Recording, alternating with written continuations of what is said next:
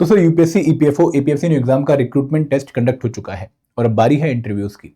तो sir recruitment test में हमारे पास एक बेनिफिट होता है कि यूपीएससी ने हमें एक सिलेबस दे रखा है और उस सिलेबस के हिसाब से हमें प्रिपेयर करना होता है और हमें पता होता है कि भाई एग्जामिनेशन में किस तरह के क्वेश्चन हमसे पूछे जाएंगे। बट इंटरव्यू एक डिफरेंट केस है, यहाँ पर आपसे कहीं से भी कैसे भी क्वेश्चन पूछे जा सकते हैं। तो बहुत वाइड प्रिपरेशन आप लोगों को इंटरव्यू की प्लान करनी होती है। बट ऐसे कुछ फोकस एरियाज हैं जिन पे अगर आप खास ध्यान रखो तो आप एक अच्छे इंटरव्यू के लिए प्रिपेयर कर सकते हो।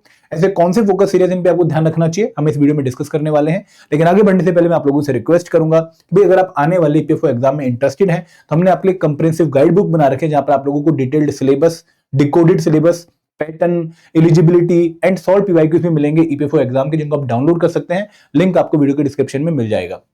अब दोस्तों बात करते हैं focus areas of interview preparation और यहाँ पर हमारा एजेंडा क्या रहेगा। सबसे पहले हम जानेंगे कि भाई इंटरव्यू की प्रिपरेशन इतनी इंपॉर्टेंट क्यों है जब हम यूपीएससी ईपीएफओ एग्जाम की बात करते हैं, और what are the 4 focus areas जिनके ऊपर हमारा खास ध्यान होना चाहिए। तो फिर आप लोगों ने यूपीएससी ईपीएफओ एग्जाम का पैटर्न अच्छे से देख लिया होगा और आप लोगों को पता होगा कि भाई इस एग्जाम के पैटर्न में हमें 2 स्टेजेस देखने को मिलती हैं। और 2 स्टेजेस कौन कौन सी हैं? पहली स्टेज है जो आप ऑलरेडी जो है एग्जाम देके आ चुके हैं, वो है रिक्रूटमेंट टेस्ट, और सेकंड स्टेज है पर्सनैलिटी टेस्ट यानी कि इंटरव्यू। अगर आप इनके मार्क्स की जो है वेटेज देखो तो यहाँ पर रिक्रूटमेंट टेस्ट की वेटेज नो डाउट ज्यादा है। 300 मार्क्स का आपका रिक्रूटमेंट टेस्ट होता है और 100 मार्क्स का आप लोगों का इंटरव्यू यानी कि पर्सनैलिटी टेस्ट होता है। बट दोस्तों रिक्रूटमेंट टेस्ट में कहीं भी आप लोगों को मिनिमम मार्क्स इतने स्कोर करने हैं ऐसा नहीं बोला गया। मतलब आप लोग एक कट ऑफ को अगर क्वालिफाई कर लेते हैं तो you are selected for the interview round, और वो कट ऑफ हर बार वेरी होती है। आपको प्री डिफाइंड नंबर नहीं दिया गया है कि भाई यही नंबर आप लोगों ने इंटरव्यू में लेकर आना है, रिक्रूटमेंट टेस्ट में लेकर आना है। लेकिन अगर मैं इंटरव्यू की बात करूं तो इंटरव्यू में यूपीएससी ने बहुत क्लियरली मेंशन कर दिया कि भाई अगर आप इंटरव्यू के लिए सिलेक्ट हुए हो और आप जनरल कैटेगरी, अनरिजर्व कैटेगरी या फिर ईडब्ल्यूएस कैटेगरी से बिलोंग करते हो तो आपके interview marks greater than equal to 50 आने ही चाहिए। अगर आप ओबीसी कैटेगरी से बिलोंग करते हो तो आपके marks greater than equal to 45 आने ही चाहिए। और अगर आप शेड्यूल कास्ट या फिर शेड्यूल ट्राइब या फिर पर्सन बेंचमार्क डिसेबिलिटी कैटेगरी से बिलोंग करते हो तो आपके मार्क्स इंटरव्यू में ग्रेटर देन इक्वल टू 40 आने ही चाहिए। ये क्राइटेरिया आप लोगों को यूपीएससी ने ही पहले ही फिक्स करके दे दिया है। अब दोस्तों यहां पर दिक्कत की बात क्या है कि भाई अगर आप रिक्रूटमेंट टेस्ट में टॉपर भी क्यों ना हो, आप लोगों ने वहां पे 300 में से 250 मार्क्स भी स्कोर क्यों ना कर दिए हो, तो भी आपको ये मिनिमम मार्क्स का क्राइटेरिया फुलफिल करना ही पड़ेगा इंटरव्यू में। और फॉर एग्जांपल अगर किसी बच्चे की जनरल कैटेगरी थी और उसने रिक्रूटमेंट टेस्ट में 250 मार्क्स स्कोर कर दिए, लेकिन इंटरव्यू में इसके सिर्फ 49 मार्क्स आए तो टोटल उसका 299 हो गया, ठीक है, और फाइनल कट ऑफ गई 250 मार्क्स। तो इस केस में वो सिलेक्टेड नहीं माना जाएगा क्योंकि उसने मिनिमम मार्क्स वाला क्राइटेरिया फुलफिल नहीं किया है। तो इंटरव्यू एक बहुत ही इंपॉर्टेंट स्टेज है जहां पर आप लोगों को मिनिमम मार्क्स लेकर आने पड़ेंगे, तभी जाकर आपकी ओवरऑल कट ऑफ चेक होगी। और अगर आपकी ओवरऑल कट ऑफ के जो है मार्क्स आपके ओवरऑल कट ऑफ से ज्यादा है तो आप सिलेक्टेड माने जाएंगे। और दोस्तों इंटरव्यू इसलिए भी इंपॉर्टेंट है भाई सिर्फ रिक्रूटमेंट टेस्ट क्वालिफाई करने से आप लोग असिस्टेंट प्रोविडेंट फंड कमिश्नर या फिर इन्फोर्समेंट ऑफिसर, अकाउंट ऑफिसर नहीं बन जाते हो। जब तक आप लोगों का नाम फाइनल पीडीएफ में नहीं आएगा, जब तक आप सिलेक्टेड नहीं माने जाओगे और जब तक आपका रिक्रूटमेंट टेस्ट का जो सिलेक्शन है वो कोई वैलिड पॉइंट नहीं रखता है। और दोस्तों यहां पर आप लोगों को ध्यान देना है कि जब तक आप सिलेक्ट नहीं होते हो तब तक आप लोगों का अंतिम जो लक्ष्य है वो पूरा नहीं होता है। अब यहां पर एक और बात ध्यान रखने की भाई इंटरव्यू में भी आप लोगों का जो कंपटीशन है वो बहुत हाई है। कंपटीशन हाई से मेरा मतलब क्या है, नंबर से नहीं है। यहाँ पर आप लोगों को लग रहा होगा कि सर लगभग 700 लोगों को बुलाने वाले हैं और 230 पोस्ट हैं, 74 एपीएफसी की और 156 ईओओ की, तो यहाँ पर तो कंपटीशन बहुत कम है कि भाई 700 में से 230 में आना है। बट दोस्तों यहाँ पर कंपटीशन क्रीम के बीच में है, ठीक है। यहाँ पर आप जैसे बहुत बच्चे जो कि बहुत मेहनत करके रिक्रूटमेंट टेस्ट क्वालिफाई कर रहे हैं, अब उनके बीच में कंपटीशन होगा। तो जो फिल्टर आउट होने थे लोग, जो कि भीड़ थी वो कहीं ना कहीं फिल्टर आउट हो चुकी है और अब क्रीम के बीच में कंपटीशन होगा। तो यहाँ पे क्रीम बहुत क्वालिटी होती है, यूपीएससी वाले बच्चे भी होंगे और एग्जाम्स वाले बच्चे भी होंगे, तो हर तरह का क्वालिटी बच्चा आपको यहाँ पर देखने को मिलेगा। तो उनके बीच में कंपीट करना एक बहुत ही डिफिकल्ट और एक बहुत ही चैलेंजिंग टास्क है जिसको डील करने के लिए आपको बहुत अच्छे से खुद को प्रिपेयर करना पड़ेगा। तो यहाँ पे आप लोगों को इंटरव्यू की इंपॉर्टेंस समझ आ रही है। पहली बात कि भाई मिनिमम मार्क्स क्राइटेरिया यूपीएससी ने मेंशन कर रखा है, वो फुलफिल करने के लिए हमें इंटरव्यू की प्रिपरेशन अच्छे से करनी पड़ेगी।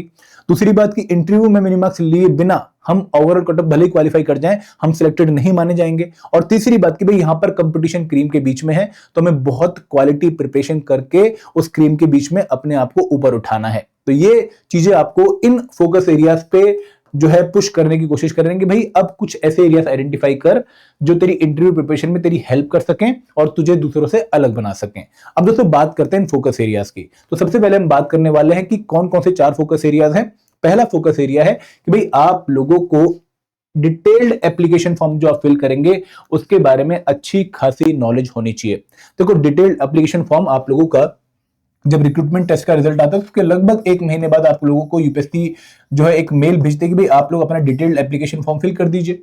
एक काफी हैवी फॉर्म होता है जहां पर आप लोगों से आपका पर्सनल जो है डिटेल मांगा जाता है, आपका फैमिली डिटेल मांगा जाता है, आपका एजुकेशनल बैकग्राउंड के रिगार्डिंग डिटेल मांगा जाता है, आपकी हॉबीज के रिगार्डिंग डिटेल माना जाता है, आपके एक्सपीरियंस के रिगार्डिंग डिटेल मांगा जाता है। तो यहाँ पर बहुत सारे डिटेल आप लोगों को फिल करने होते हैं और डिटेल के बेसिस पर आप लोगों का इंटरव्यू जो है प्लान होता है और कहीं ना कहीं वो डिटेल्ड एप्लीकेशन फॉर्म इंटरव्यूअर के सामने भी पड़ा होता है और वो उसी को देख के आप लोगों से क्वेश्चन पूछता है। तो ये एक ऐसा एरिया है जहां पर आप लोगों को इंच भर भी डाउट नहीं होना चाहिए। आप बहुत कंप्लीटली इस डिटेल्ड एप्लीकेशन फॉर्म के हर एक पॉइंट पर प्रिपेयर्ड होने चाहिए ताकि आप उन क्वेश्चंस को डील कर पाओ। तो सेकंड एरिया होता है स्टैटिक नॉलेज। स्टैटिक नॉलेज का मतलब कि भाई जो भी कंटेंट आप लोगों ने पढ़ा है अपने ईपीएफओ की प्रिपरेशन के दौरान उसे भी क्वेश्चन पूछा जा सकता है। हम इन एरियाज को डिटेल में भी आगे डिस्कस करेंगे। देन दोस्तों third area is about EPFO organisation. आप जिस ऑर्गेनाइजेशन का पार्ट बनने वाले हो या जिस ऑर्गेनाइजेशन में सिलेक्ट होने का सपना आप देख रहे हो, क्या उस ऑर्गेनाइजेशन की आपको अच्छी खासी नॉलेज है, क्या आपको उसके डिटेल पता है, तो ये आपसे चेक किया जाएगा।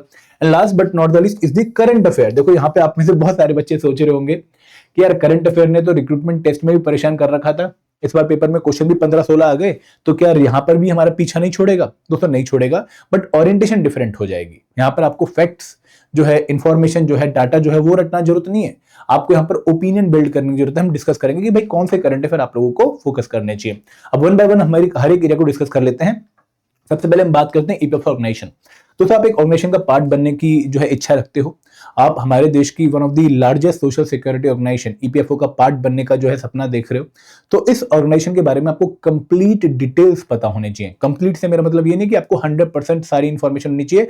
कंप्लीट से मेरा मतलब ये है कि भाई जितना पॉसिबल है अराउंड 90%, 85% उतना आपको पता होना चाहिए। और यहाँ पर कुछ एरियाज ऐसे हैं जहां पर आपकी नॉलेज बहुत अच्छी होनी चाहिए। फॉर एग्जाम्पल ईपीएफओ की हिस्ट्री क्या है, किस एक्ट के थ्रू ये बना, ठीक है। उसके बाद ईपीएफओ का विजन क्या है, इनकी विजन स्टेटमेंट आपको जो है ईपीएफओ की वेबसाइट से मिल जाएगी।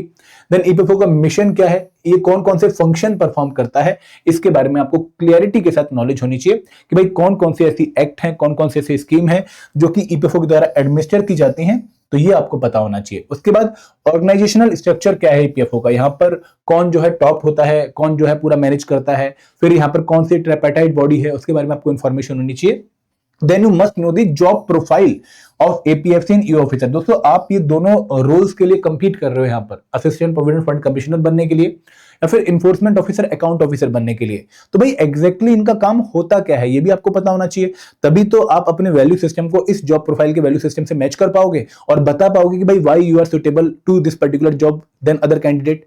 तो ये आंसर प्रिपेयर करने के लिए आपको इन प्रोफाइल के बारे में काफी क्लियर कट नॉलेज होनी चाहिए और क्या ईपीएफओ में अभी चल रहा है, कौन सी स्कीम्स ईपीएफओ लेकर आई है रिसेंट पास्ट में, ठीक है, क्या ईपीएफओ के फर्दर स्टेप्स जो उन्होंने लेने हैं। तो ये आपको पांचों एरियाज अच्छे से प्रिपेयर करने होता है। इसके लिए बेस्ट सोर्स क्या है, ईपीएफओ की अपनी वेबसाइट। आप ईपीएफओ की वेबसाइट पे जाइए epfindia.gov.in, ठीक है, शायद ईपीएफ इंडिया है, आप इसको एक बार चेक करेंगे तो यहाँ पर आपको जो है अबाउट अस मिल जाएगा अच्छे से। यहाँ पर आपको हर एक टैब के अंदर बहुत डिटेल्ड नॉलेज मिल जाएगी।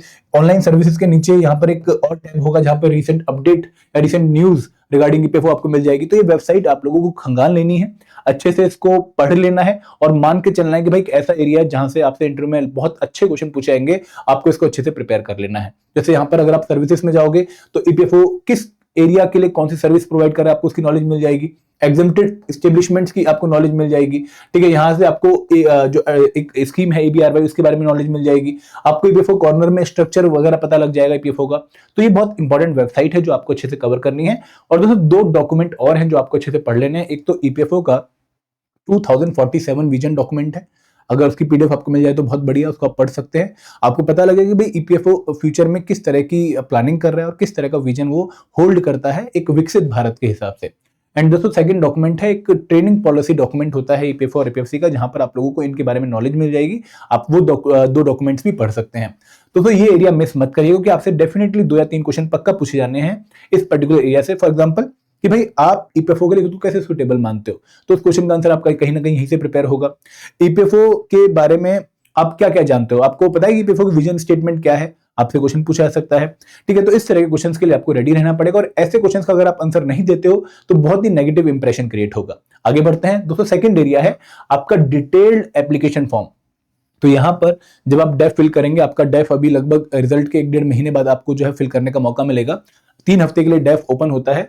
तो यहाँ पर सबसे पहले तो आपकी फैमिली के डिटेल्स, आपकी सिटी की डिटेल्स, आपके स्टेट के डिटेल्स आप लोगों को बहुत ढंग से भरने हैं और उनके बारे में कोई भी एम्बिग्युइटी या फिर कोई भी वेगनेस नहीं होनी चाहिए। मतलब आप लोगों को बहुत क्लैरिटी से पता होना चाहिए है मैं क्या फील कर रहा हूं और ये सच है। ये आपको बहुत जो है ध्यान रखना है, क्योंकि यहां पर इंटीग्रिटी और ऑनेस्टी बहुत मैटर करेगी। आप एक भी गलत डिटेल डालेंगे तो कहीं ना कहीं आपको उसका खामियाजा भुगतना पड़ सकता है। देन दोस्तों, अबाउट योर एजुकेशनल बैकग्राउंड, आपको बहुत क्लियरली अपने एजुकेशन डिटेल डालने पड़ेंगे और उनको प्रिपेयर भी करना पड़ेगा कि भाई आप जो है मैकेनिकल इंजीनियरिंग बैकग्राउंड से थे और अब ईपीएफओ में आने की सोच रहे, तो ऐसा क्यों?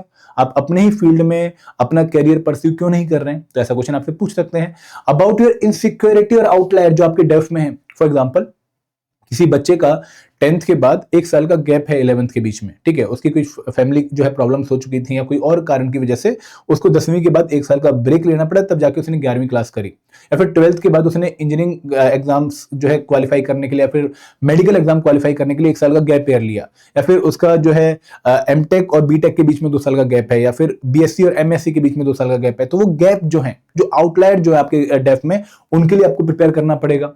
अगर आपने कहीं काम कर रखा, अगर आप जॉब प्रोफाइल के साथ हो अभी और फिर आप दूसरी जॉब प्रोफाइल में स्विच करने की सोच रहे हो ईपीएफओ में, तो क्या आपके वर्क एक्सपीरियंस रिगार्डिंग डिटेल्स हैं वो आपको क्लियरली पता होना चाहिए और उनके ऊपर आपको प्रिपेयर भी करना है कि भाई आप करंटली एसबीआई में पीओ हो और अब आप ईपीएफओ में एपीएफसी बन के आना चाहते हो, ऐसा क्यों?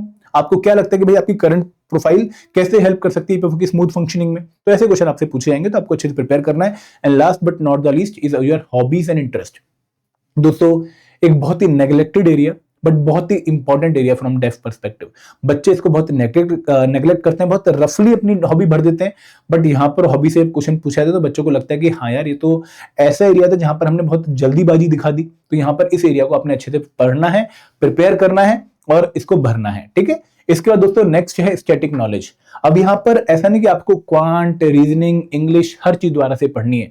आपको वो स्टैटिक नॉलेज अच्छे से पढ़नी है, वो स्टैटिक कंपोनेंट्स अच्छे से कवर करने हैं जहां आपको करंट अफेयर से रिलेटेड न्यूज देखने को मिल सकती है, जहां पे डायनेमिक पोर्शन आ जाता है। For example IR and labour law एक ऐसा एरिया है जहां पर आप लोगों को मेहनत करनी पड़ेगी, क्योंकि लेबर कोड पास हो चुके हैं। तो डेफिनेटली क्वेश्चन बन सकता है कि भाई लेबर कोड के आने से क्या फायदा होगा, आप कैसे कंपेयर करोगे पुराने लेबर लॉस को विद लेबर कोड्स। तो ऐसे क्वेश्चन आपसे पूछेंगे, तो आपको लेबर लॉस और आईआर की अच्छी खासी नॉलेज होनी चाहिए। देन अकाउंटेंसी के रिगार्डिंग प्रिंसिपल्स कई बार बच्चों से लास्ट टाइम पूछे गए थे, ठीक है, 2-3 बच्चों से ये इंटरव्यूज में क्वेश्चन पूछे गए थे कि भाई कंजर्वेटिज्म प्रिंसिपल क्या होता है। इन क्वेश्चंस का पर्पस आपकी नॉलेज चेक करना नहीं है, नॉलेज तो यूपीएससी ने ऑलरेडी आपके रिक्रूटमेंट टेस्ट में चेक कर ली है। इनका पर्सपेक्टिव या इन क्वेश्चन को पूछने का मतलब यह है कि भाई आप कैसे इन क्वेश्चन से डील कर रहे हो और क्या आप अवेयर हो छोटी छोटी चीजों के रिगार्डिंग जो आपकी जॉब फंक्शनिंग में हेल्प कर सकती हैं, क्योंकि अकाउंट्स आपकी फंक्शनिंग में, जॉब फंक्शनिंग में पक्का हेल्प करने वाले, क्योंकि आप इन्फोर्समेंट ऑफिसर, अकाउंट ऑफिसर बनेंगे। इवन एपीएफसी का काम अकाउंट्स रिव्यू करना होता है, तो ये एरिया आपको अच्छे से आना चाहिए। सोशल सिक्योरिटी एक्ट की नॉलेज होनी चाहिए, क्योंकि लास्ट टाइम काफी बच्चों से सोशल सिक्योरिटी एक्ट के ऊपर क्वेश्चन पूछे गए थे। पॉलिटी एक डायनेमिक टॉपिक है, क्वेश्चन पूछे गए थे। इकोनॉमी से काफी क्वेश्चन पूछे गए थे, क्योंकि यहाँ पर ट्रेड वॉर्स चल रही हैं इस टाइम पर, ठीक है, या फिर आप लोगों को जो है रुपी वीक होता हुआ दिख रहा है। तो ऐसे क्वेश्चंस के ऊपर आप लोगों से इंटरव्यू में काफी जो है ऐसे एरियाज के ऊपर काफी क्वेश्चन पूछे जाएंगे, तो आपको इन एरियाज को अच्छे से प्रिपेयर करके जाना पड़ेगा। Last but not the least is the current affair. दोस्तों करंट अफेयर यहाँ पर आप लोगों को एक डिफरेंट ओरिएंटेशन से प्रिपेयर करने हैं। आपका फोकस यहाँ पर करंट अफेयर में डाटा, इंफॉर्मेशन, नंबर्स को रटना नहीं होगा। आपका पर्पस होगा कि भाई आप यहाँ पर एक ओपिनियन बिल्ड करो, एक व्यू पॉइंट जनरेट करो। एनालिटिकल पर्पस से आपको करंट अफेयर पढ़ने पड़ेंगे, तो यहाँ पर एडिटोरियल पढ़ने बहुत जरूरी हो जाते हैं आप लोगों के लिए। तो यहाँ पर बेसिकली आप लोगों से इशू बेस्ड करंट अफेयर जो है पूछे जाते हैं। फॉर एग्जांपल कि यार यूएसए ने हमारे ऊपर टैरिफ वॉर जो है इस टाइम कर रखा है, तो आपको क्या लग रहा है कि क्या फर्क पड़ेगा टैरिफ वॉर का इंडिया की इकोनॉमी पे? अब यहाँ पर व्यू पॉइंट आपको देना पड़ेगा, यहाँ पर आपको एक ओपिनियन देना पड़ेगा। आपसे यहाँ पर नंबर नहीं पूछेगा भाई कितनी % रेट किस पर्टिकुलर मटेरियल पे यूएसए ने लगाई है, ऐसा नहीं पूछा आपसे। तो ये क्वेश्चंस प्रिपेयर करने बहुत जरूरी हैं। Then important happenings related to your state. आपके स्टेट में कुछ मेजर हैपनिंग हो रही है, इलेक्शन हो रहे हैं, ठीक है, या फिर बाढ़ आ गई है, या फिर कोई फेमस जो है एक स्टैचू बनी है, या फिर कोई फेमस पर्सन न्यूज में आपके स्टेट से, तो आपको पक्का पता होना चाहिए। जैसे बिहार से कई बार लास्ट टाइम बच्चों से क्वेश्चन पूछा गया रिगार्डिंग लीची, ठीक है, रिगार्डिंग मखाना, क्योंकि बहुत फेमस है इस एरिया के, ठीक है, दोनों ही आइटम, तो उनसे क्वेश्चन पूछे गए। Important event from past 3 month. Interview जब आपका शेड्यूल होगा, जो कि अभी डेट्स वगैरह आई नहीं है, बट जब भी शेड्यूल होगा उससे पहले के 3 महीने करंट अफेयर बहुत इंपॉर्टेंट है। Labour centric issues, women centric issues बहुत इंपॉर्टेंट है। और दोस्तों भले ही आपका इंटरनेशनल रिलेशन न्यूज जो है सिलेबस का पार्ट नहीं है, बट आपसे इसके रिगार्डिंग क्वेश्चन इंटरव्यू में पूछे जा सकते हैं, क्योंकि लास्ट टाइम काफी बच्चों से क्वेश्चन पूछे गए थे रिगार्डिंग यूक्रेन रशिया वॉर, तो आपसे भी पूछे जा सकते हैं। तो यहाँ पर ये एरियाज ऐसे हैं जहां पर आपको करंट अफेयर में फोकस करना पड़ेगा। तो दीज आर दी एरियाज जहां पर अगर आप अच्छे से फोकस कर लेते तो आप इंटरव्यू को अच्छे से हैंडल करने के लिए रेडी हो जाओगे। मैं ये तो नहीं बोलूंगा कि भाई आप परफेक्टली रेडी हो जाओगे, वो डिपेंड करेगा कि भाई आप कितनी मॉक प्रैक्टिस करते हो और किस तरीके से खुद को कैरी करते हो। तो उसके लिए हमने एक इंटरव्यू गाइडेंस प्रोग्राम लॉन्च करना है, आपको डिटेल इस वीडियो के डिस्क्रिप्शन में मिल जाएंगे इंटरव्यू गाइडेंस प्रोग्राम के रिगार्डिंग। बट जब तक आप इन एरियाज को प्रिपेयर करना शुरू कर दो, क्योंकि इंटरव्यू प्रिपरेशन एक दिन में नहीं होती है, आपको डेली लगभग आधा पौना घंटा देना पड़ेगा, तब जाकर आप स्मूथली खुद को इंटरव्यू के लिए प्रिपेयर कर पाएंगे। और दोस्तों अगर आपको कोई भी डाउट है इंटरव्यू प्रिपरेशन के रिगार्डिंग, आप कमेंट सेक्शन में मेंशन कर सकते हैं। I will be more than happy to help you out. Thank you very much. जय हिंद, जय भारत।